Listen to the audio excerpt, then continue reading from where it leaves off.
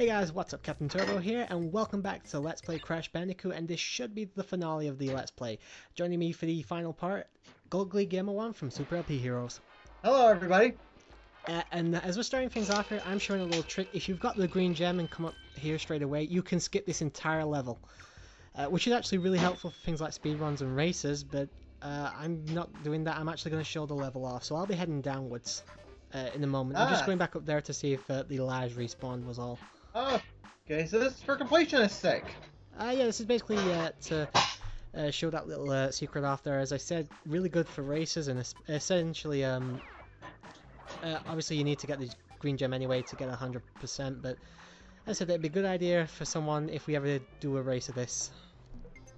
It's probably not going to happen. Since, yeah, I'm just saying, in case anyone, not just us in particular, if anyone's doing a race of it, get the green gem because you can skip this entire level.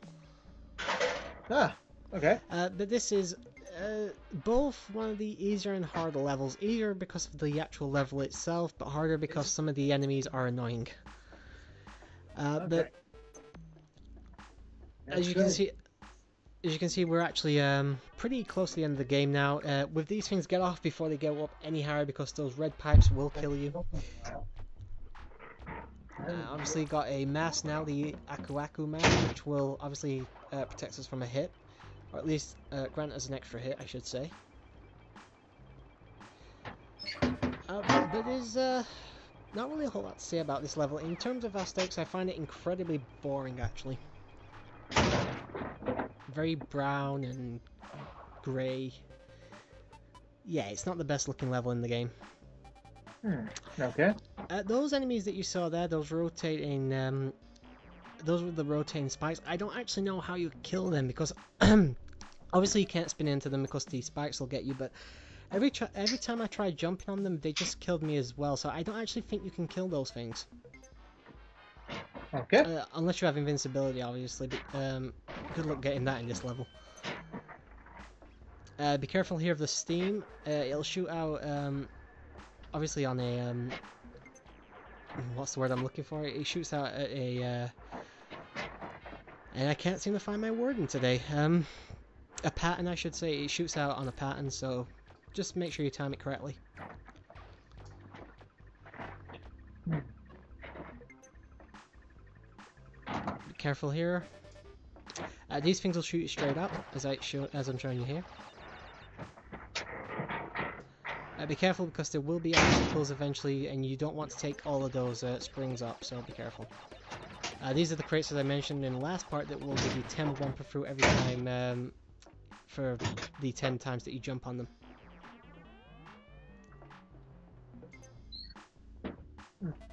Alright. Actually, I don't think the level has much long... Oh, we have a little bit more to go, actually. I tell a lie. But yeah, in terms of, as I said, level designs like was, I don't actually particularly care for this level. It's pretty easy, as I mentioned, but I don't know, it's very boring to me, this level. I mean, what are you getting out of it, Gold? Just watching you do this is all. Yeah. So now we're even. Now you introduced me to a game that I don't know, and I introduced you to a game that you never don't know. Yep. Obviously, I've done a few guest commentaries for Gold's personal channel, so, and I did I took part in the commentary for your Banjo-Kazooie speedrun, Banjo-Tooie. Yeah. Yes, like yeah, and I had him take part in that because it was I needed a commentator at the last minute, and he was the only one that was available. Yeah, I don't mind doing guest commentary, but I prefer not doing games I've never played before. So. Well, I tried to get someone. I know. I'm just saying, and this is how you get to the end of the level legitimately. By the way, as I said, the beginning of the level is right over there to the left. But we're back to the map. I'm trying to think. Yes, we have another boss now, which is Dr. Cortex's right-hand man, Nitrous Brio. Nitro's Brio. Yep. This guy will basically throw potions at you, and then he will essentially turn into the Incredible Hulk. So it's like Klungo in a way. Yeah, it's a sort of Jekyll and Hyde type of deal. Oh, so it means he's half good, half evil. No, he's pure evil. It's just that he'll turn from a evil scientist into an evil monster. Well, These, well, you said Dr. Jekyll and Mr. Hyde. Dr. yeah, Jekyll is I the just half basically meant the good. transformation. Oh, okay. I was referring to like Dr. Jekyll is the good half, and Mr. Hyde is the evil half. Yeah. These potions here, the pink ones will explode upon contact. The green ones will actually turn into goop that you've got to jump on. That for some reason act as a hit, as you can see here, the Incredible Hulk. The greens, as I said, you got to jump on because they, for some reason, act as a extra hit to Brio. So don't spin into them because it doesn't damage them. But that's the end of the boss. It's really simple, actually. Just jump on his head when he comes towards you. We're back to the map, if I'm not... Yep, the lab. This is a true full level. Yep, this is the last true level of the game. And then there's the final fight? Essentially, yes. You've got one other thing that I do show off first, but this is the last full level, as I mentioned, and it's actually fairly difficult. This was definitely the moment in the game where I started feeling the frustration big time, especially towards the middle and the end of the level. These things obviously shoot out 3 lasers. Just make sure you wait for all 3 to go and then run between them. As you can see here, they'll go from left to right and then right to left and then back again. I waited, as you can see that I timed it completely wrong and went and left. I just went at the wrong time essentially. Just make sure you get your timing down correctly. I basically left myself enough time to run between them. These yellow blobs here work very similar to the green ones from the Brio boss. Just jump on them when they come towards you. These exclamation marks here will either open the doors or create a platform in front of you, so make sure you press them. It will only last a certain amount of time though, so don't jump when it's about to close. And I spun into a TNT crate I did not know was there, which is a pretty lousy move if you ask me, because unless you actually spin into those crates, you're not going to see that TNT crate. So that's an instant death right there. Okay. As I said, with save states, it's really not an issue constantly dying. Yep. I've this done guy... very few games where I had to abuse save states. Very few. Yeah, I usually just do it for a Let's Play sake, especially if I did like this one where I got completely frustrated. There's a future one of these guys, I believe, up in the further on in the level that caused me so many headaches that you'll probably see it in about 3 or 4 minutes. But it just caused me so many headaches. I'm having nightmares thinking about him. But these obviously it's a 3D game, but there's not really much in terms of a 3D environment.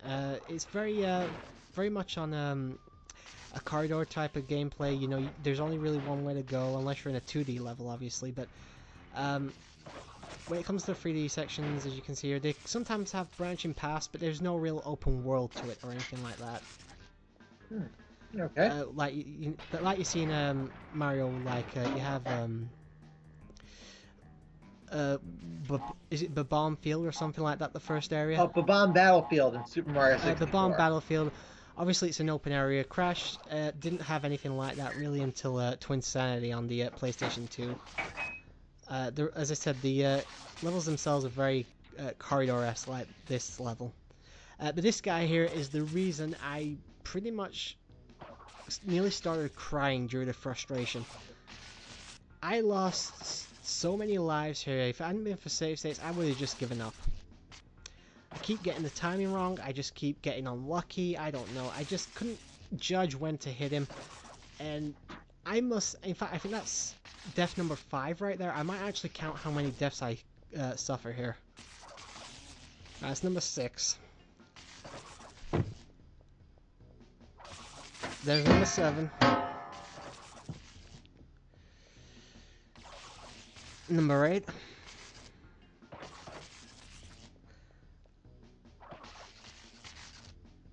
These guys, you've basically just got to push off the edge of the platform. You can't really kill them yourselves.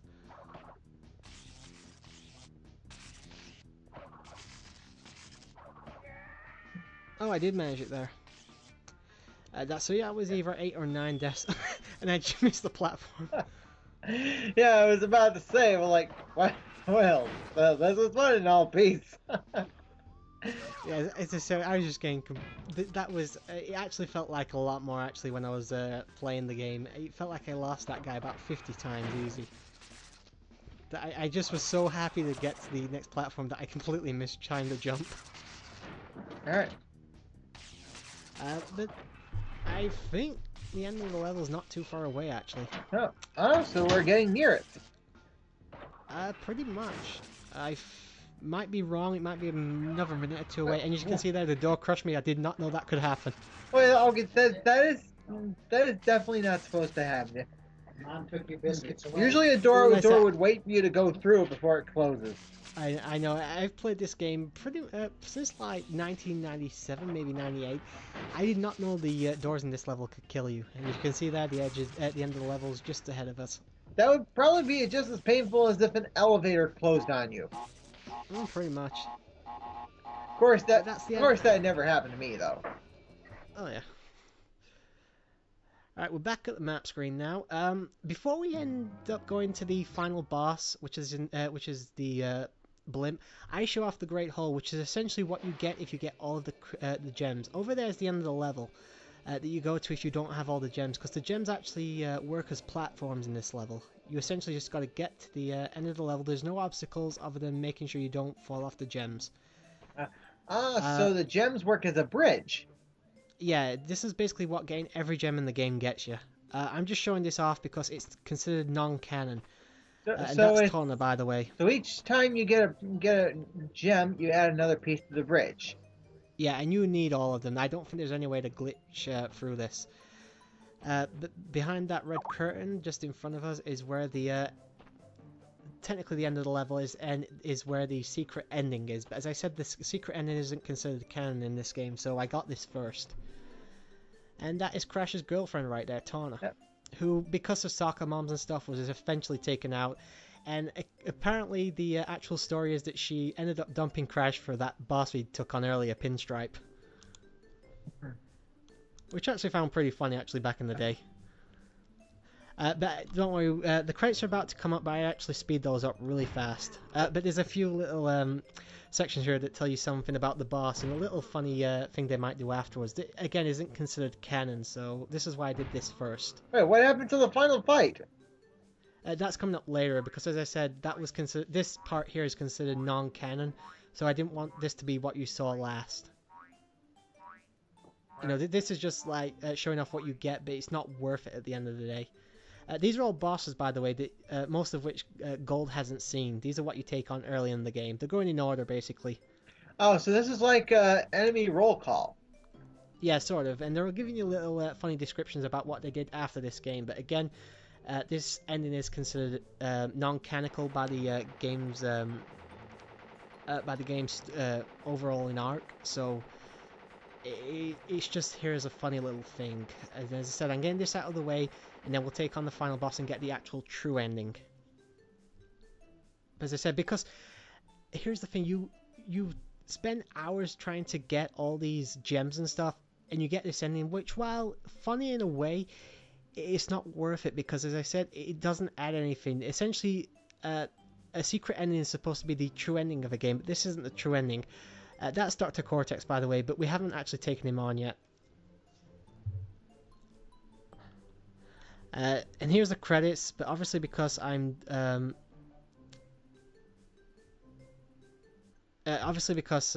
we'll see the credits again in a few minutes. I believe I end up speeding this up. Yeah, there we go. Okay. Which is going to be a pain for me when it comes to editing this again. Wait. Well, I mean, they show the credits again a second time? Yeah, for both endings you get the credits, but because we're going to see the credits for the real ending, I just sped this up times 4 or something like that. Yeah. You know, so we didn't have to sit through it twice, essentially. Unfortunately, getting the ending sends you straight back to the beginning of the game like this. You can't go back to the map unless you press start and select in the beginning of a level, not the actual area. But this is the password if you want to unlock everything in the game. Get every gem, every key, pretty much everything you can. This is the password you have to use. Triangle, triangle, triangle, X, square, triangle, triangle. Well, you can see on screen what it is. Yeah. I actually did remember most of this off by heart. Because I used to use this code a lot back when I was a kid. But I'm just showing that there's nothing between the Great Hall and Dr. Neo Cortex, so we can get straight on to the final boss now. Which, as I said, takes place on a blimp. And there's Cortex's castle burning in the background. I don't know why. Maybe he left the oven on or something. Or maybe he just burned down his place on purpose. Yeah, trying to get the insurance or something like that. But Cortex will essentially fire 3 different projectiles at you. He has the pink, the blue, and the green. The blue and the pink ones will hurt Crash. The green ones you can spin right back at him though. So just avoid everything else and spin those green ones and you'll be fine. This isn't actually that difficult as long as you're patient. I think I do die once due to me being way too tired with this game. I just kept rushing, as I said, and I think the death's coming up in a moment. As I said, the boss himself is really not difficult. Be careful about going forward though, you can actually fall off the front of the blimp. What have we got? If you go too far. I don't know if you can fall off the back if you come towards the screen though. As you can see here though, with the bosses they always give you 2 Aku Aku masks, so you can always take 2 hits at the very least.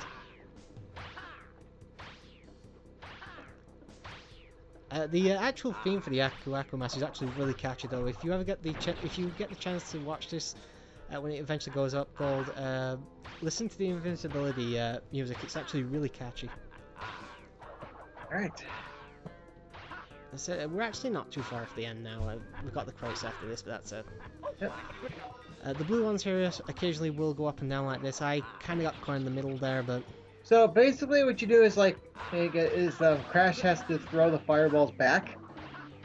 The green ones, yeah. The pink and blue ones will actually harm Crash. There's nothing you can do with those. The green ones are what you need. Okay. Occasionally you may need more than one before it'll actually register as a hit though. And there's the final hit. And the reason this is considered the main canon ending is because that scene there of Cortex falling off his hoverboard actually goes straight into the second game. And I mean straight into the second game.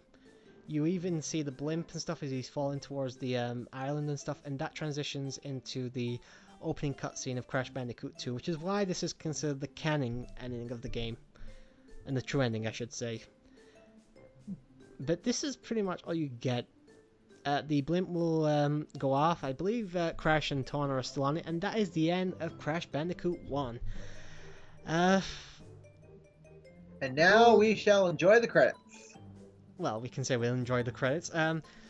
Obviously, this is probably, you said, the first you've ever seen of this game. Any impressions? Well, this does look like a very good platformer. I will give it that. It's definitely aged. I think, as I mentioned before, I think of all the Crash games on the PlayStation, this is the weakest because it was just so... this was basically testing ground to see what a 3D platformer could really do on the PlayStation, and as I said, I think Crash Bandicoot 2 just improves on so many things. It's ridiculous. I honestly will probably not play this game again for a while, simply because of the headaches this recording sessions give me. But I would recommend at least trying this out once to anyone that can. It's definitely worth at the very least a try, at least just to see where Crash Bandicoot started. But if you want to play a good Crash Bandicoot game, start with either 2 or 3. Okay. And before we go, I want to say thank you to Gold for agreeing to do this. Anytime. So it's very much appreciated. To anyone that's watching, the audio for this will obviously be a little bit strange because of the Skype call. I apologize for that, but thank you to everyone that watched. Hope you guys have a good night, take care, and I'm signing off and so is Gold. See you next time. Later, folks.